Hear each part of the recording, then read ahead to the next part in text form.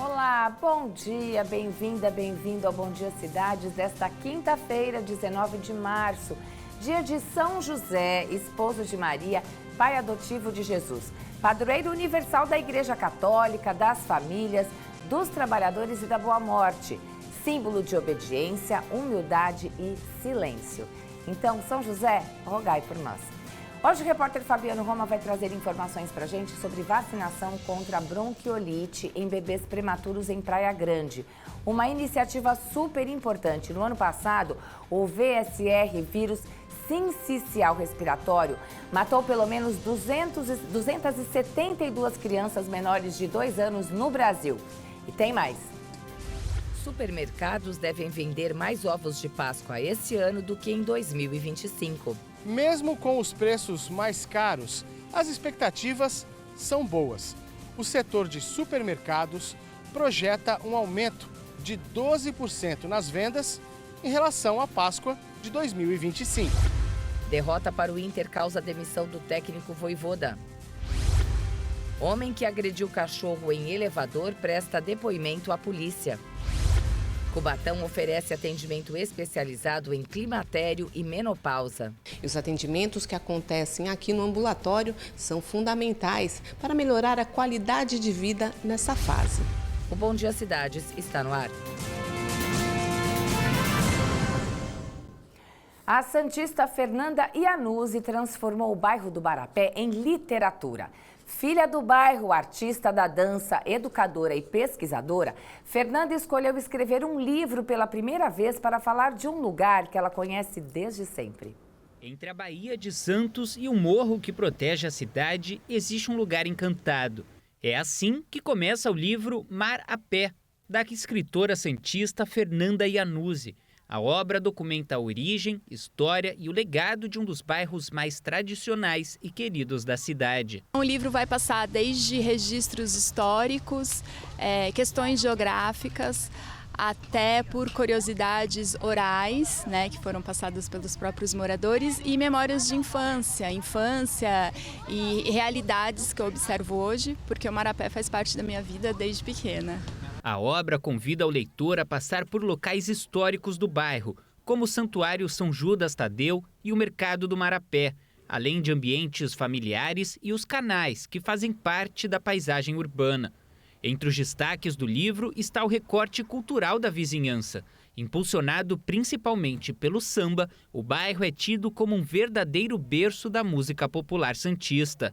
Eu acho que o bairro é um grande aprendizado das conexões humanas, né? Em como que uma comunidade pode se fortalecer e pode entregar para a cidade potências culturais, né? Então, no Marapé, por exemplo, a gente tem o samba como uma grande potência cultural muito viva. E que faz um trabalho social dentro do bairro também muito importante. Esses momentos de encontro, de convívio, ainda é um bairro onde as pessoas se encontram e convivem. Ao longo da pesquisa, que durou cerca de 10 meses, a arquitetura também se fez presente, como o prédio desse bazar, o primeiro comércio do bairro em funcionamento desde 1935. É um imóvel muito bonito, né? Então ele chama muita atenção quando a gente passa aqui pelo Canal 1.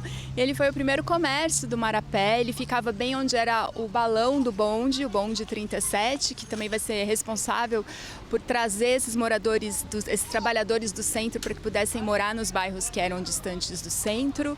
E é uma família que conseguiu acompanhar de perto esse florescer do Marapé, né? O lançamento oficial da obra acontece em 28 de março. O livro é feito para quem já viveu no Marapé, para quem vive e quem ainda pensa em construir um futuro no bairro. Eu acho muito importante a gente entender de onde a gente veio, para a gente poder entender quem a gente é e refletir sobre aonde a gente quer chegar. Então eu acho que contar a história do Marapé, apresentar ela para os marapenses, né, é falar um pouquinho sobre isso, assim, de onde viemos, aonde estamos e o que queremos ou não que aconteça com o bairro. Muito legal esse bairro tão tradicional de Santos, tão querido, né? Eu, particularmente, tenho uma ligação muito forte com o Marapé por conta da roda de samba do Ouro Verde. Frequento o bairro há 30 anos, praticamente, para ouvir lá o sambinha. Tem também União Imperial, tanta coisa linda, né? Não é só para os marapenses, não é para toda a comunidade santista. Saber a história dos bairros é bem legal. Reforçando a informação passada pelo repórter Bernardo Martini, que a gente viu aí na matéria, né? O lançamento oficial do livro Mar a Pé, do Morro ao Mar, acontece no dia 28 de março, a partir das 4 da tarde, no Quintal Tangará, que fica na rua Dom Duarte Leopoldo e Silva, 201. Agora, onde fica? No Marapé, né, gente? Claro.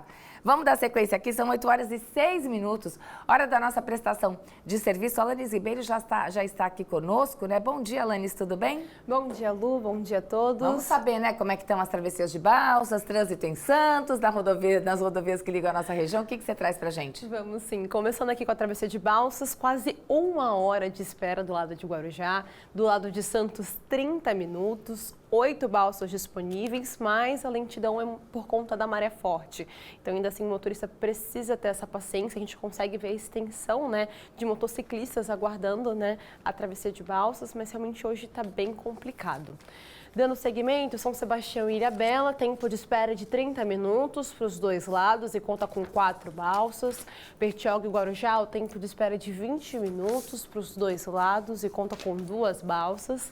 As travessias de Guape, Jureia, Canané e Ilha Comprida, tempo de espera de 30 minutos para os 2 sentidos e cada travessia conta somente com 1 balsa. Canané e Continente, tempo de espera de 1 hora, também somente 1 balsa disponível. Não e aqui a travessia de né? pedestres entre Santos e Vicente de Carvalho, 20 minutos para os dois lados e 2 balsas disponíveis. Também está bem complicada hoje, porque normalmente a gente está acostumado com 12 minutinhos e 3 balsas. Então, realmente tem que ter bastante paciência. Vamos dar uma olhada agora no Waze, para a gente ver como está o trânsito aqui na nossa região. Final da rodovia Anchieta, com fluxo leve de veículos. A alça de acesso também segue tranquila no momento. Nossa Senhora de Fátima também, com fluxo leve para ambos os sentidos. Mas a Avenida Martins Fontes, né, até pelo horário de pico, pelo alto fluxo de veículos, a gente vê que está bem mais congestionada e segue assim até a entrada da cidade. Sentido oposto, bem mais tranquila. Trazendo agora para a orla da praia, para vermos como está no momento, Canal 1 com fluxo leve sentido praia, sentido oposto com um trânsito mais moderado, Francisco Glicéria tranquila no momento, Avenida Presidente Wilson com alto fluxo de veículos até próximo aqui à altura do Canal 2, no sentido oposto tranquila também. O Canal 2 a gente vê que já segue tranquilo para ambos os lados com um fluxo mais leve. Trazendo agora para próximo de nós, próximo aqui da redação, a Avenida Doutor Pedro Lessa com uma interdição, como hoje é quinta-feira, é dia de feira, é normal a gente acabar vendo essa interdição, isso acaba impactando as redondezas, por isso a Avenida Siqueira Campos está com alto fluxo de veículos até sentido praia, sentido oposto que é Praça Palmares tranquila, a Rua Oswaldo Cruz segue tranquila no momento, mas a Conselheiro Nébias congestionada, sentido o centro de Santos, sentido praia com um fluxo mais leve. A gente vai dar uma olhada agora nas câmeras da Ecovias para ver como está o sistema Anchieta Imigrantes, começando aqui com a rodovia Anchieta, no quilômetro 27, na altura de São Bernardo. A gente já consegue perceber que a pista está um pouco molhada, né? A visibilidade parcialmente comprometida, então o motorista precisa ter essa atenção redobrada e esse cuidado, né? Justamente por conta que a pista molhada e baixa visibilidade acaba atrapalhando bastante. Uma outra câmera que eu vou mostrar, ela acaba sendo da rodovia Anchieta também, no quilômetro 42, na altura de Cubatão, mais próximo de nós. Aqui a gente também consegue perceber que o tempo está um pouquinho mais ameno, né? Mas ainda assim com um fluxo leve de veículos. Uma outra câmera que eu irei mostrar, ela é da rodovia dos Imigrantes, no quilômetro 59, na altura de Cubatão. Aqui a gente já consegue perceber, né, a quantidade de neblina, mas fluxo leve para ambos os sentidos e o motorista consegue realizar tranquilamente. A operação também é 5x5, todas as pistas liberadas. E na manhã desta terça-feira, uma senhora de 71 anos morreu após ser atropelada na Avenida Rio Amazonas, no bairro Perequê, em Guarujá. Segundo o Corpo de Bombeiros, testemunhas disseram que ao descer do ônibus, a idosa tropeçou, caiu e ficou ficou presa sob a roda do veículo. Nossos sentimentos, né, a família, e infelizmente eu termino com essa notícia, Lu. Nossa, que notícia triste, gente, que tragédia. Muita força aí para a família nesse momento, né? Ah, meu Deus, você acorda, tá achando que tá tudo bom? Quem sou eu para falar? Você acorda que tá tudo bem, chega no fim do dia, teu dia muda inteiro, enfim. Força, viu? Força e fé. Que Deus ajuda. Verdade, foi uma notícia difícil, É né? isso, né? Acho que tá começando a chover, né, Alanis? Parece que... A né? gente conseguiu acho que tá, mostrar um pouquinho, né, a diferença. Aqui também a gente tem... a gente vê uma frestinha, mas acho que o tempo vai mudar, né? Tá mudando, né? Tá mudando, tá mudando. Obrigada, então, por hoje. Qualquer atualização na Balsa, a gente... Até o fim do jornal, né? Estamos aí. Obrigada, viu? Desde o início de março, Praia Grande está aplicando o imunizante contra a bronquiolite em bebês prematuros. Conhecido como Nirsevimab, o medicamento amplia a proteção contra o vírus sincicial respiratório, que é a principal causa da doença. Repórter Fabiano Rome está em Praia Grande, tem mais informações pra gente. Fabi, bom dia. A gente já falou, inclusive, sobre essa vacinação aqui com o secretário de Saúde de Cubatão, né? É uma iniciativa super importante na proteção desses bebês que são tão fragilzinhos, né, Fabi? Dá até medo de pegar. É verdade, Lu, é verdade. Bom dia para você, bom dia para todo mundo que está ligado com a gente no Bom Dia Cidades. Bom dia para você, mamãe aqui de Praia Grande.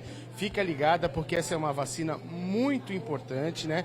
A bronquiolite é uma doença grave, ela pode levar à morte, mas quando ela não mata, ela deixa sequelas. Mas a gente vai explicar tudo isso direitinho e como vai funcionar a vacinação com a Soraya, que já está aqui comigo, que coordena a vacinação aqui em Praia Grande, já esteve conosco essa semana, falando de coisa boa, né, que é vacina, né, Soraya? Bom dia mais uma vez. Bom, a quem é destinada essa vacina? Bom dia. Bom dia. A vacinação ela já é iniciada na gestação, então a proteção ela é iniciada na gestação, acima de 28 semanas a mãe já recebe aqui no município. E aí o bebê nascendo prematuro, ele já recebe o anticorpo dele dentro da maternidade. Fora isso, as unidades fizeram uma busca ativa das crianças nascidas prematuras de setembro até fevereiro. Essa busca ativa, você já identificou quantos bebês? 101 bebês, né? E aí as unidades ainda existem, a busca ativa continua, porque existem crianças que não fazem o acompanhamento nas unidades, então fazem particular e ainda continua essa oportunidade para receber sendo prematuro no município. É bastante bebê, né? Então a gente tem que reforçar a importância de tomar, né, da criança ter esse imunizante. Você estava contando para mim, né, Soraya, que na verdade é diferente a vacina, não é bem uma vacina, é um anticorpo, né? Explica pra gente, por favor. Isso, a vacina ela é um estímulo, né? Então o organismo ele recebe um anticorpo e ele vai ter que trabalhar. O anticorpo pronto já é a ação pronta para que quando o bebê entre em contato com o vírus, ele já consiga trabalhar sem a produção de anticorpo do organismo. Então nós estamos vivendo um marco muito importante do fornecimento dessa vacina, desse anticorpo, para as gestantes e para os bebês, por conta dessa importância da proteção contra a bronquiolite. É importante também falar que nessa época do ano, mudança de estação, né, muitos vírus aparecem, então é o momento de vacinar. Isso mesmo. A bronquiolite ela ocorre o ano inteiro, mas como agora começam as doenças respiratórias, pode se camuflar entre as outras doenças, então é importante que essas mães recebam a vacina e as crianças prematuras também recebam o seu anticorpo. Soraya, a gente tem uma informação de que no Brasil, no ano passado, quase 300 crianças morreram com essa doença, né, a bronquiolite. E você estava me contando que quando não mata, como eu falei no comecinho, a doença deixa sequelas, né? Isso mesmo. Então é uma criança que ela tende a ir mais vezes ao hospital, porque ela é considerada uma criança, um bebê chiador, por conta da sequela da bronquiolite. Então ela fica com doenças respiratórias com mais frequência, mesmo ela tendo já o diagnosticado bronquiolite e curado daquele episódio, mas ela pode ter novamente outros episódios. O bebê chiador é por conta da inflamação naquela partezinha específica do pulmão, né? A criança respira e fica fazendo barulho. Então é uma inflamação nos brônquios, por isso bronquiolite. Então ela sempre fica com esse aspecto desse barulho, né, acompanhando na respiração, por conta dessa doença que afeta justamente os brônquios, parte importante de absorção de oxigênio. Soraya, então vamos repetir o serviço, né? Para ter acesso, como é que as mamães fazem? A busca ativa está acontecendo, então é importante a mamãe ficar ligada também, né? Isso, no pré-natal, Chegou 28 semanas, já tem esse compromisso para receber a VSR em todas as unidades, todas estão abastecidas. E também, nasceu prematuro, procura a unidade, leva o relatório médico da alta e aí procura a unidade, que a unidade faz o contato e nós direcionamos o imunizante para a unidade desta criança. Perfeito, Soraya, muito obrigado pela sua simpatia, pelo acolhimento, viu, Lu? Sempre nos trata com muito carinho e informações precisas. Lu, com você. Obrigada, Fabi. Agradece aí, manda meu abraço e bom trabalho para você e para o Márcio Periquito. A seguir, você confere os detalhes da previsão do tempo para esta quinta-feira nas cidades da Baixada Santista. E também, supermercados devem vender mais ovos de Páscoa esse ano do que em 2025. Mesmo com os preços mais caros, as expectativas são boas.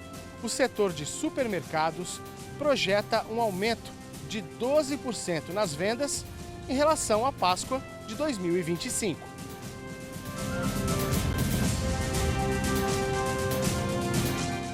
Mesmo com os preços nas alturas, a Associação Brasileira de Supermercados projeta aumento nas vendas de ovos de Páscoa este ano em comparação ao ano passado.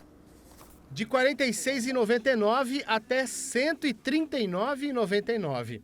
É claro que os preços são equivalentes ao tamanho e à marca. Celebrar a Páscoa com ovos de chocolate não vai ser barato. O que o consumidor está achando? Eu acho que está caro, hein? Vai ficar difícil comer um chocolatinho esse ano. Aí vai ficar difícil. Só se eu ganhar, aí sim. Agora eu comprar para os outros eu não vou comprar não, tá muito caro. Mesmo com os preços mais caros, as expectativas são boas. O setor de supermercados projeta um aumento de 12% nas vendas em relação à Páscoa de 2025. Nesse supermercado de São Vicente já está tudo preparado para vender bastante. A gente faz essas montagens, essas exposições, faz um pedido maior, oferece opções de parcelamento para o cliente, oferece nossas opções de marca própria, que também é uma forma do cliente garantir o ovo de Páscoa com um valor mais acessível. O movimento deve aumentar conforme a Páscoa se aproxima. A gente se prepara justamente para garantir para o cliente que ele possa se programar com antecedência, porém, como em todos os anos, a tendência é que na última semana o movimento aumente bastante. Segundo esse economista, o preço do cacau nas bolsas internacionais teve uma queda no começo de 2026, mas não vai ter impacto para o varejo.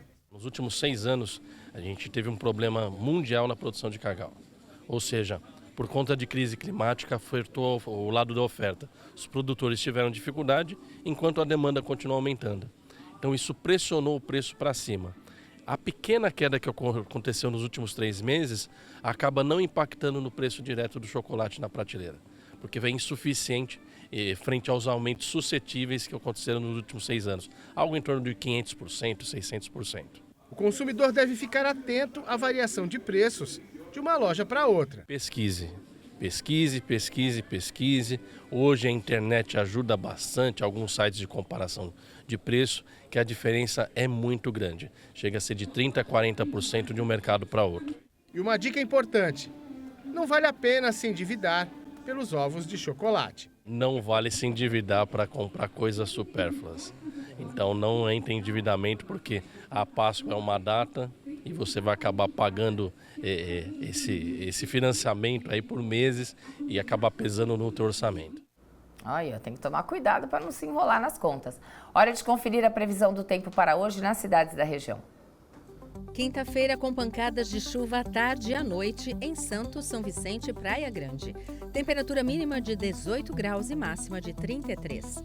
Sol com muitas nuvens, mas sem previsão de chuva nas cidades de Bertioga e Itanhaém, com temperatura mínima de 22 graus e máxima de 27. Pancadas de chuva em Peruíbe. Temperatura mínima podendo chegar aos 22 graus e a máxima aos 28. No mar, ondas variando entre 1,10 m e 1,30 m em São Vicente e entre 1,10 m e 1,40 m em Peruíbe. Em Santos, previsão de ondas com altura mínima de 60 centímetros e altura máxima de 80 centímetros. O pico máximo da maré na Baía de Santos está previsto para as 3h20 da tarde, podendo atingir 1,30 m. No interior do estuário de Santos, São Vicente, pico máximo previsto de 1,60 m às 13h30 da tarde. As previsões são do Núcleo de Pesquisas Hidrodinâmicas da Unisanta. 4 cidades da região já estão no período de receber as solicitações de desconto e isenção do IPTU 2027. Praia Grande é uma delas. Quem tem mais informações para a gente sobre esse assunto é o secretário de Finanças, Cristiano Mola. Bom dia. Bom dia, Luciana. Bom dia também para todos os telespectadores do Bom Dia Cidades. Obrigada, secretário. Vamos começar falando quem é que pode fazer essa solicitação, né, para conseguir esse benefício? Os aposentados e pensionistas que moram aqui na cidade há pelo menos 2 anos, que possuem só um imóvel, também as pessoas com deficiência e seus tutores e os ex-combatentes também. E tem documentos certos que precisam ser apresentados, né, secretário? Sim, tem uma lista, né, dos documentos, dependendo do tipo de isenção. No caso dos aposentados, a gente pede o comprovante da renda familiar, porque aqueles que possuem até 5 salários mínimos como renda familiar têm direito do desconto de 60%, e quem está na faixa de 5 a 10 salários mínimos é 30%. Além dos comprovantes de residência e outros documentos também pessoais. Esses documentos também vocês passam por uma análise, né? Vocês têm que analisar para saber se a pessoa tem realmente direito ao benefício, né? Sim, exatamente. Eles precisam fazer o requerimento online aqui na Secretaria até 30 de junho. Aí nós temos alguns meses de análise de todos esses processos. São muitos requerimentos recebidos. Nós já recebemos mais de 300 requerimentos esse ano, começou em março, para a gente avaliar se realmente ele tem desconto ou se ele pode continuar tendo aquele benefício quando são os casos de renovação. É muita gente na cidade que tem direito, secretário, a esses descontos e isenção? Sim, nós já temos quase 10 mil aposentados e pensionistas com esse benefício. Então é um benefício importante que alcança uma camada importante também da população, mas a gente está divulgando para que a gente consiga expandir para mais pessoas esse benefício. Que bom! E para os aposentados, né, a gente sabe que faz toda a diferença, né? Aquele dinheirinho ali que sobra no fim do mês, né? Sem dúvida, sem dúvida. Eles procuram a nossa secretaria, a gente dá toda a informação, a gente tem o WhatsApp aqui da secretaria para esclarecer as dúvidas, tirar qualquer dúvida, a gente faz o atendimento presencial também. Eu ia até perguntar justamente isso, secretário, para quem tiver dúvida ou precisar de mais informações, qual é a orientação da prefeitura? A gente pede que entre em contato pelo WhatsApp, 3496-2000 da Prefeitura, opção número 1, Secretaria de Finanças, depois opção número 10, ele vai falar com o atendente aqui da nossa equipe para esclarecer, tirar qualquer dúvida para ele, mandar a lista de documentos. E o requerimento, esse ano a gente introduziu pelo guichê virtual, que é 100% online também. Então, para a pessoa não ter que se deslocar até o Paço Municipal, pegar fila ou qualquer tipo de transtorno, a gente também facilitou. Tanto é que nós já temos mais de 300 requerimentos recebidos esse ano. Nossa, muito legal, porque às vezes a pessoa realmente tem dificuldade de locomoção, mas às vezes também tem dificuldade de mexer no aparelhinho, né? Não é muito familiarizado com a tecnologia, né, secretário? Então aí pode buscar orientação na prefeitura. Exatamente, exatamente. É bem simples, tá? É bem didático o requerimento. A gente sempre fala, né? O filho, o neto, o vizinho, o amigo, o colega que puder ajudar, né? A gente sugere que procure essa ajuda, mas a secretaria também, através do WhatsApp, se coloca à disposição, porque eu acho que o WhatsApp é um canal fácil de comunicação. É isso, perfeito. Secretário está sempre com esse sorriso no rosto, né? Toda vez que ele entra aqui, ele já entra sorrindo. Assim que é bom, viu? Para alegrar o dia de todo mundo. Muito obrigada, viu, por estar aqui com a gente. Uma ótima... Hoje é quinta, né? Então, ótima quinta-feira. Eu que agradeço, Luciana. É um prazer estar aqui com vocês, né? Então o sorriso é natural. Ó, que querido, gente. Assim que a gente gosta. O Bom Dia Cidades é isso. Obrigada. No próximo bloco tem futebol. A derrota para o Inter causou a demissão do técnico Vojvoda. E ainda hoje, Cubatão oferece atendimento especializado em climatério e menopausa. Os atendimentos que acontecem aqui no ambulatório são fundamentais para melhorar a qualidade de vida nessa fase. A gente volta falando de futebol. Com um gol nos acréscimos, o Internacional venceu o Santos por 2-1 ontem à noite, em duelo válido pela 7ª rodada do Campeonato Brasileiro disputado na Vila Belmiro. O Internacional abriu o placar com gol contra de Zé Ivaldo após escanteio cobrado por Bruno Henrique.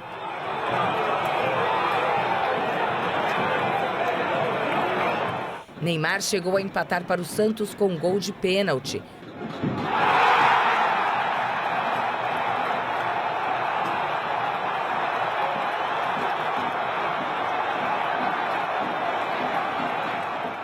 Mas Carboneiro marcou aos 49 minutos e garantiu a vitória colorada.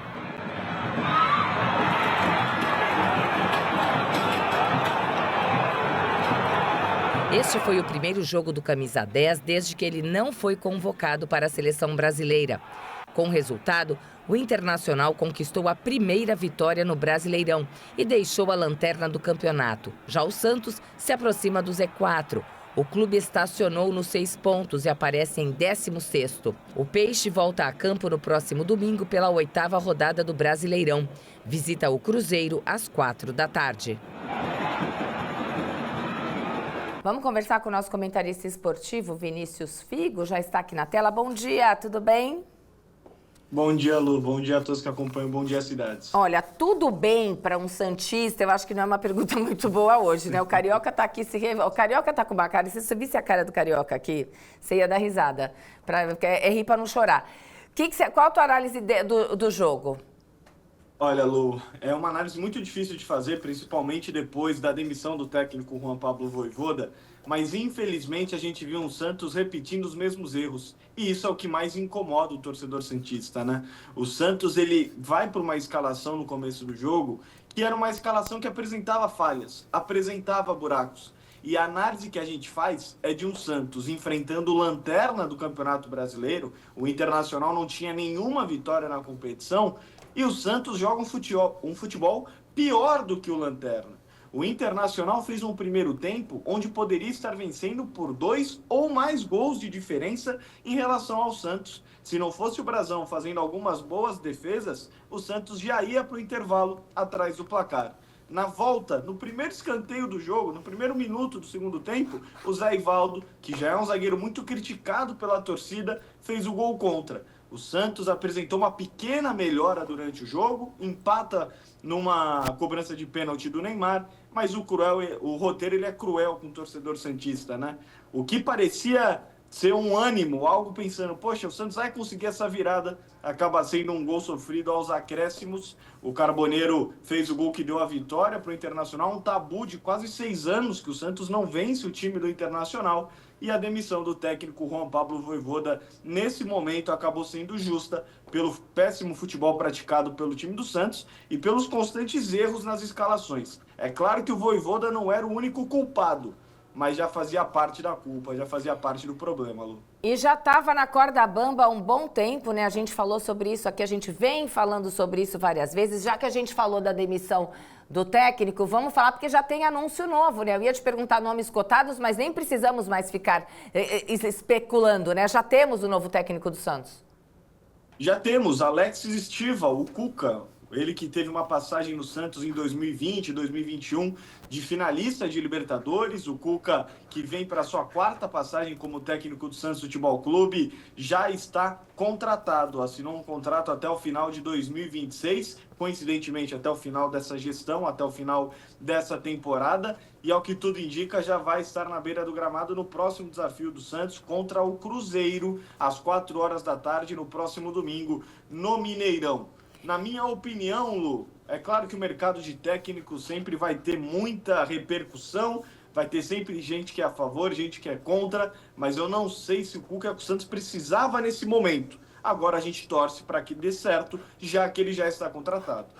É isso aí, né? O Cuca também passou pelo São Paulo. Eu lembro do meu marido falando do Cuca, não gostava muito não, mas vamos dar sucesso ao Cuca aí nesse retorno ao Santos. A gente tem que falar também do Jabuca. O Jabuca respirou aliviado, a gente falou muito do número 3, né? Na última rodada, que todo mundo fez 3 gols, inclusive o Jabuca, mas o Jabuca perdeu para a Penapolense por 3-2, né, Figô? É isso mesmo, Lu. Se a gente soubesse que o 3 ia se virar tanto contra a gente nem brincava, né? Mas a Penapolense acabou vencendo o Jabaquara, uma vitória que veio de uma boa partida do Jabaquara, mesmo com a derrota. O Jabaquara saiu na frente do placar, como a gente acaba vendo aí nas imagens. O Jabaquara que teve um bom futebol ao longo dos 90 minutos, mas é claro que também tem muito mérito da equipe da Penapolense de conseguir o resultado. Fica aquele gostinho, né, de você estar ganhando, de você ter feito um bom jogo e acabar saindo derrotado. Mas pelo que a gente estava vendo do Jabaquara no começo da temporada, é claro uma evolução. Fez um bom jogo na rodada passada, vencendo, jogando em casa. Ontem contra o Jabaquara, mesmo contra a Penapolense, mesmo perdendo, o Jabaquara conseguiu fazer uma atuação ok, uma atuação que se tivesse repetido outras vezes ao longo do campeonato, talvez não estivesse nessa situação. O Jabaquara é o 12º colocado do campeonato da Série A4, não sofre muito com chance de rebaixamento, mas sem ficar com o alerta ligado, viu, Lu? Tem próximo desafio já deles? Vai ser aqui? Vai ser em casa? Vai sim, vai ser na Caneleira, próximo sábado, 3 horas da tarde, contra o Taquaritinga. O Jabaquara que joga em casa no mesmo horário que a Briosa. A gente já paga a Briosa, por mais que não tenha jogado, joga no próximo sábado, às 3 da tarde, contra o União Barbarense também.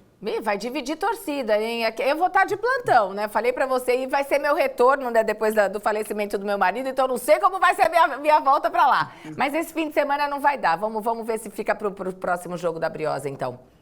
Vai ser um jogo em cada TV, né, Lu? Um no computador, um na TV, a gente vai arrumando um jeito de assistir. Se você tiver de plantão aqui comigo, a gente já providencia. É teu plantão? Não é meu plantão, Lu. Mas eu vou aí ver contigo o jogo, então. A gente que bonitinho. Da redação. É muito fofo, né, gente? Bom, então tá. Sereias tem alguma coisa pra gente falar? Sereias jogam no próximo final de semana, agora de cabeça eu confesso que não me lembro o adversário, mas joga no próximo sábado também as Sereias da Vila. Então teremos... Próximo dia 21. Então teremos assuntos 1000, né, no fim de semana, na segunda-feira. Vamos gabaritar de novo os times da região. É isso aí, vamos gabaritar. Gostei disso, vamos gabaritar. Obrigada, Figô, um beijo. Valeu, Lu, até a próxima. Até. Última parada de hoje, na volta tem os destaques do Santa Portal. E a gente vai falar também sobre o homem que agrediu cachorro em elevador, que ele prestou depoimento à polícia. A gente volta já.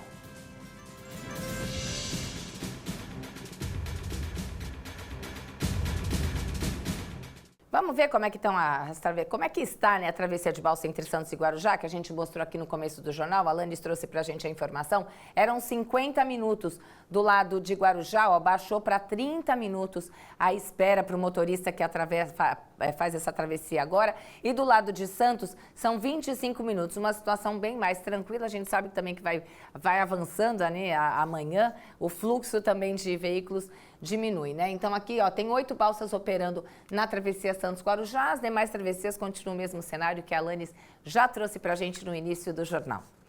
A partir de agora, a Saúde em Cubatão oferece um serviço especializado para o atendimento de mulheres em uma fase da vida que merece muito cuidado e atenção.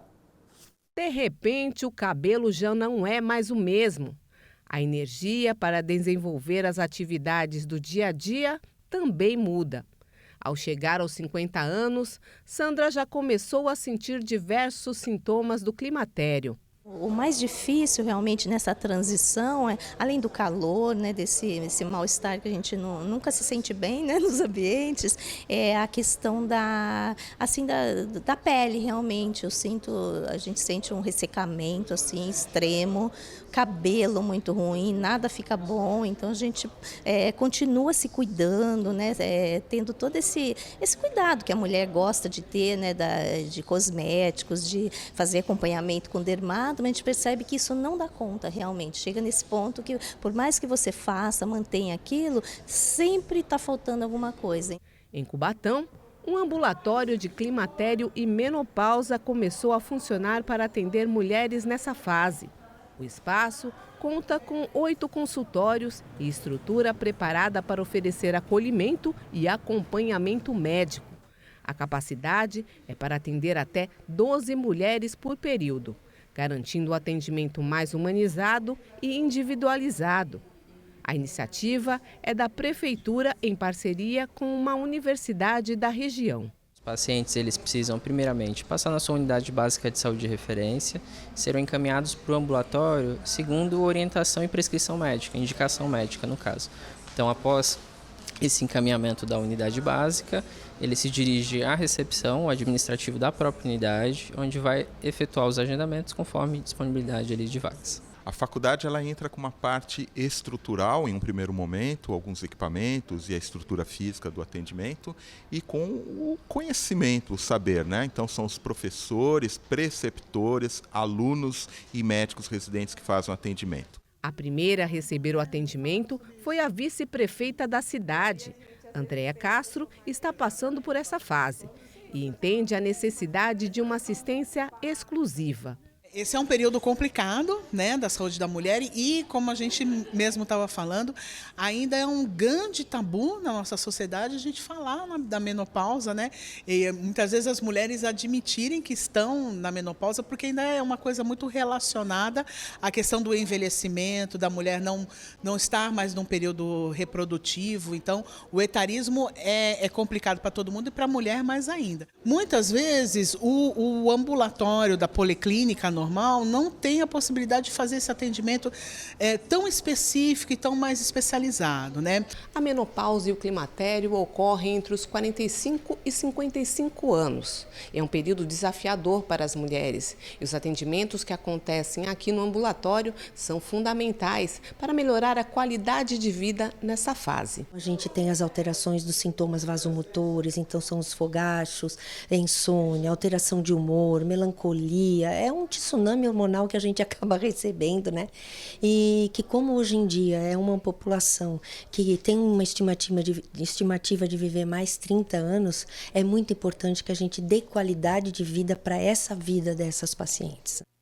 Eu vou falar uma coisa para vocês, assim, pessoal. Quando eu soube desse atendimento, eu achei incrível. Essa notícia chegou para mim por um amigo, né, um colega, Dr. Evaldo Stanislau, que avisou sobre isso. Eu achei incrível, primeiro porque eu estou vivendo esse momento, entendeu? Eu comecei com 49 a ter os sintomas, eu faço 55 esse ano.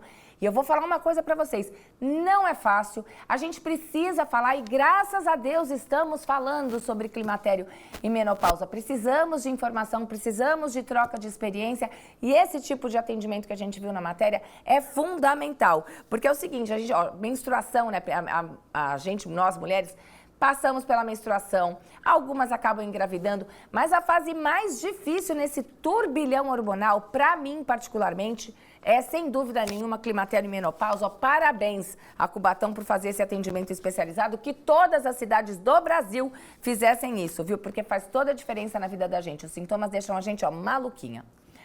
O homem que viralizou na internet depois de agredir brutalmente um cachorro de pequeno porte dentro de um elevador em Praia Grande prestou depoimento à polícia. Ele disse que separava uma briga entre cães, embora um segundo cachorro não apareça nas imagens. E ele disse ainda que é voluntário com a esposa em uma ONG de proteção a animais. Essas imagens mostram como Bob está hoje. Aqui, ele está sendo atendido em um abrigo em Praia Grande. O cachorrinho da raça maltês segue aguardando uma definição da justiça. Já passou pelo veterinário, fez exames e está bem. A gente está acompanhando ele está ficando na minha casa, acompanhando para que nada de ruim aconteça na vida dele, porque o pior já passou. Logo, logo ele vai estar apto a uma adoção permanente. É ele que aparece nessas imagens de uma câmera de segurança de um prédio na Vila Caiçara, em Praia Grande. O tutor, que também aparece no vídeo, é Cristiano José Bezerra da Silva, de 58 anos, agente aposentado da GCM de São Caetano do Sul. Ele dá tapas, chutes e levanta o animal pela coleira, pressionando o pescoço. Segundo o delegado, ele contou em depoimento que havia um segundo cachorro de maior porte, também dele, dentro do elevador e interviu para que não houvesse uma briga entre os animais. No interrogatório dele, ele alegou que os animais, que ali haviam 2 cachorros no interior do elevador e que os animais teriam brigado entre si e que ele teria utilizado de força física apenas a necessária para separar os animais.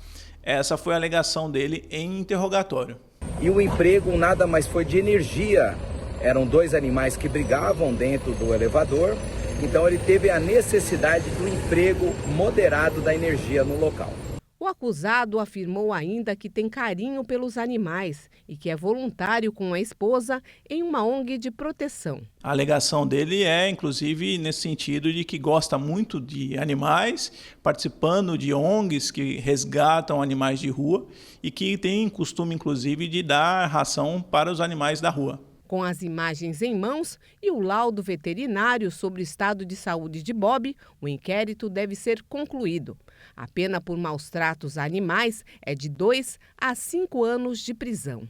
As imagens são muito claras, né? No ato praticado, na conduta de maus tratos praticada pelo investigado, isso na visão da Polícia Civil, não resta nenhuma dúvida quanto à prática de maus tratos. Agora caberá ao Ministério Público e Judiciário fazer a devida análise. É exatamente o que a gente viu aí, né, o delegado falar.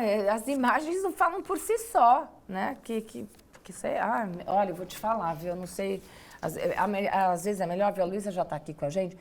Melhor ficar quieta, né? A gente respira, fica quieta, porque depois hoje nesse, como é que fala? Julgamento virtual, vão acabar falando aqui coisa de mim, então é melhor eu ficar quieta. Vou guardar, vou começar a filtrar aqui, né? Mas, pelo amor de Deus, né? A imagem tá falando, absurdo o que fizeram, o que ele fez com o cachorrinho. Agora é fácil falar, eu faço isso, eu faço aquilo. Aí enfim. Lu, vamos lá, bom dia. O que você traz pra gente nessa manhã de quinta-feira? Olha, eu sei que esse caso foi muito difícil. A gente também tem 2 casos de polícia absurdos. Os 2 casos são de violência contra a mulher. Um deles com uma vítima de 4 anos, Lu, um absurdo.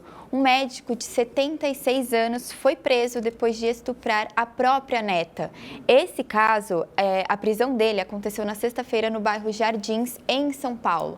Só que o que acontece? A menina mora com a mãe aqui em São Vicente e o pai dela mora na capital. Por isso, ela estava lá na cidade para passar o fim de semana com a família, né? Com a família por parte de pai. No relato dela na delegacia, ela disse que o pai tinha pedido para ela não contar sobre isso para ninguém, principalmente para a mãe dela. Ele também falou para ela que não tinha necessidade dela falar sobre esse ocorrido, porque ele ia ter certeza que o avô nunca mais ia abusar da neta. Agora, a menina, ela não soube explicar na delegacia como o próprio pai soube do estupro, né? Porque, pelo que a gente entende, parece que ela nem chegou a contar para ele e ele ficou sabendo, né? Ela estava com muito medo, disse que tinha medo do avô voltar a fazer mal para ela. Ela tem 4 anos. 4 gente, anos, ela tem Lu. 4 anos, é uma criança. Sim.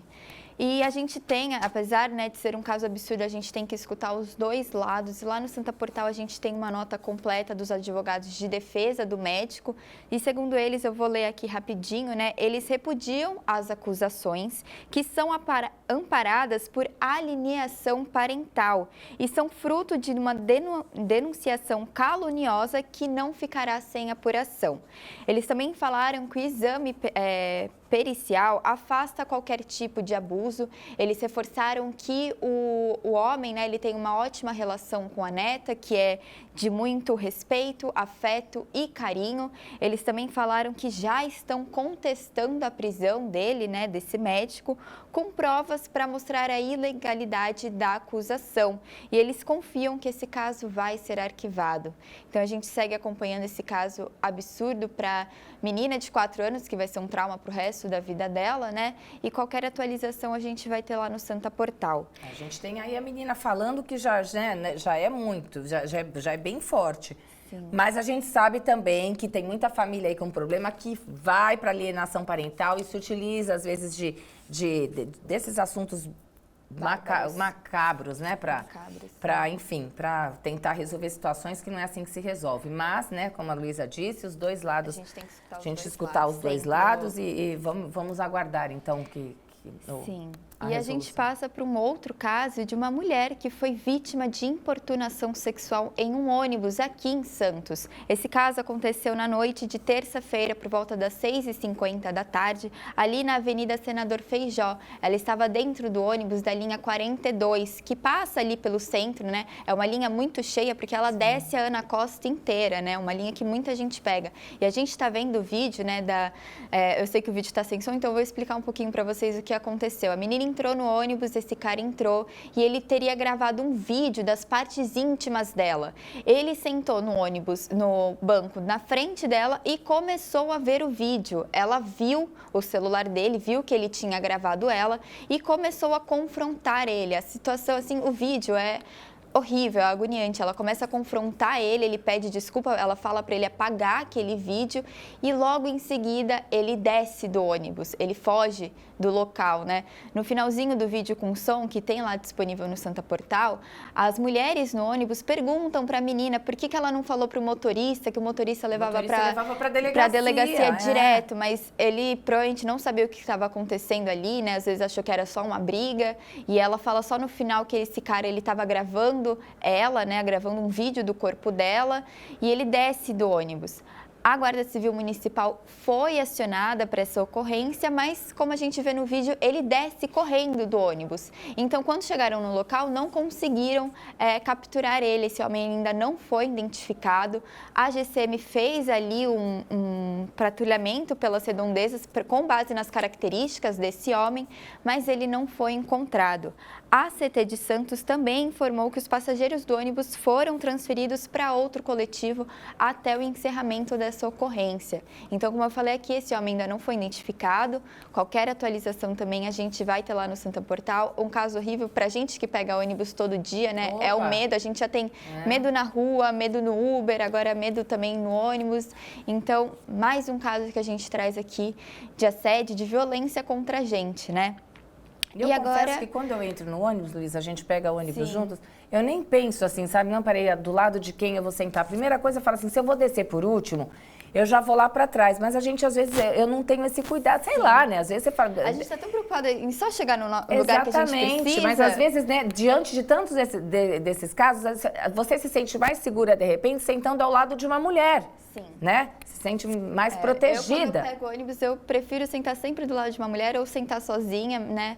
Porque a gente tem que estar atento em todos os lugares. Eu confesso que eu não me atento a isso, mas é uma coisa que nós, mulheres, precisamos ficar atentas também, né? Também. Porque ali com uma mulher do lado, a gente pode ter, talvez tenha mais segurança e não passe por esses casos de importunação. Com certeza. No finalzinho do vídeo, a gente escuta as mulheres ali do ônibus todo dando mundo, um suporte para ela, falando, por que você não falou? Claro. Por que você não avisou o motorista? Claro. Então, talvez se ela tivesse procurado uma ajuda antes, óbvio que ali na hora do desespero a gente não tem como julgar a menina, né? Mas ali ela podia ter procurado um suporte de outras mulheres. Com certeza. E agora, passando esses dois casos de polícia, a gente fala do porto, na verdade a gente fala do túnel, né, de Santos-Guarujá, porque a gente tem uma atualização sobre a obra.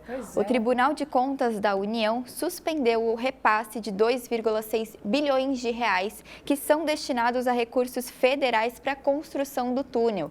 Essa decisão foi unânime e por que essa decisão foi tomada, né? O relator do processo, o ministro Bruno Dantas, destacou a necessidade da formalização da participação da Autoridade Portuária de Santos, a APS, no contrato com a Mota Engio, que venceu lá o leilão para a construção do túnel, né? A gente acompanha todo esse cronograma, né? E eles falaram que, ele explicou que não tem um instrumento de governança adequado para controlar e fiscalizar os repasses, né? Os recursos da União. E por causa disso, a APS não pode realizar nenhum aporte no projeto até a nova deliberação no tribunal. Então, o que ficou decidido, né, pelo Tribunal de Contas da União é que a APS tem um prazo de 30 dias para a apresentação de um novo instrumento jurídico e também prorrogou por mais 30 dias determinações anteriores relacionadas à Agência Nacional de Transportes Aquaviários, que é a ANTAQ. Então a gente tem essa atualização. Em nota, o presidente da APS, Anderson Pomini, ele explicou que essa decisão ela é correta, né? Que essa decisão ela é alinhada à necessidade de ajustes formais para ampliar a transparência e oferecer segurança jurídica a todos os envolvidos nessa obra, né? Que tende a ser a maior obra do governo Lula. E ele também disse que o cronograma de execução da construção do túnel não será afetado, então a gente continua acompanhando esse caso, né, todo esse processo. Lembrando que a previsão é que o túnel seja entregue em 2030. Então, tem muita coisa aí para rolar, mas a gente segue acompanhando. Uma obra esperada há 100 anos, praticamente. Pois é, Lu. E para a gente terminar, a gente tem um caso, um susto, mas que a imagem chega até a ser um pouco engraçada, né? Porque os bombeiros, eles foram acionados após um bebê de 1 ano e 5 meses ficar com uma forma de bolo presa no pescoço. Pois forma de bolo? A gente está vendo o vídeo. O vídeo, assim, coitado do bebê, né? Segundo os bombeiros, esse caso aconteceu na segunda-feira em Praia Grande. O bebê teria enfiado a forma de bolo na cabeça. Criança, vou te falar, criança é 1 minuto, tirar, né? Os familiares também não conseguiram tirar, ficaram desesperados, chamaram os bombeiros que foram até a residência da família para fazer o corte ali da forma, tirar com segurança do pescoço do bebê. Como é que essa criança colocou essa forma Lu. ali, gente? Criança é danada demais, olha só. A gente está vendo o vídeo, né, do momento que eles conseguem tirar com segurança a forma ali do bebezinho. Gente, que bom. Foi o que a Luísa falou, chega a ser engraçado. É um susto, mas chega a ser engraçado, né? Né? Como é que ele fez isso, né? Os bombeiros falaram que apesar do susto e do medo do início, né, no vídeo a gente escuta o bebê chorando Tadinho, muito, coitado. Gente, ficou com aquele negócio, ele parecia aquele negócio de cachorro, quando não pode lamber a ferida. Pois é. Ai, mas que terminou tudo bem, ele ficou bem, realmente foi um susto aí, talvez uma história engraçada para contar no futuro. E é isso, a gente termina com esse vídeo desse susto, mas esse caso engraçado. Obrigada, mas a gente tem uma última informação também, porque está tendo uma operação no Morro do São Bento. A gente está né, acompanhando e pedindo informações oficiais, mas a gente já sabe que está acontecendo essa operação e vai trazer os detalhes para você ao longo do dia, tanto no Santa Portal, tem também... Exatamente. Tem caderno regional às 7h30 da noite, então a gente está checando todas as informações para deixar você super bem informado. Então, obrigada, Luísa. Obrigada a vocês que ficaram com a gente nessa quinta-feira. A gente vai se ver amanhã às 8h em ponto, né? E vou reforçar, então, 7h30, caderno regional com o Irineu Alves. Muito obrigada, ótima quinta-feira para vocês.